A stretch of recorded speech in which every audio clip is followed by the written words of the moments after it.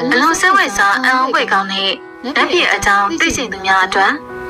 နန်းဆိုတာမြန်မာစကားနာထဆိုတဲ့ပါဠိကဆင်းသက်လာတယ်ဆိုပြီးဘောဟာရလိနတ္တဒီပတိကျမ်းကဖွင့်ဆိုထားပါတယ်။နတ်ကိုပါဠိဘာသာအပြင်ဒေဝဆိုပြီး၎င်းဒေဝတာဆိုပြီး၎င်းခေါ်ဝေါ်သုံးဆွဲပါတယ်။လက်ပြ၆တဲ့ရှိပါတယ်။စတုမဟာရေတာဝရိတာရှာမတုတိတာနေမာနရတိပရဏိမိတဝတဝတိစတုမဟာရေဟာအောက်ဆုံးဖြစ်ပြီးပရဏိမိတဝတဝတိဟာအထက်ဖြစ်တယ်။နတ်စုတိသိဆုံးခြင်းအကြောင်းတရားလေးပါ။နံပါတ်1အာယုခယတတန်းကောင်လုံးသိခြင်းနံပါတ်2ပုံညခယ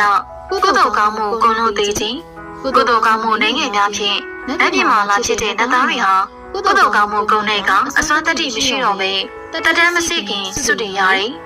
နံပါတ်3အာဟာရခယစားနေကြတောက်နေကြခြင်းမစားမတောက်မိလို့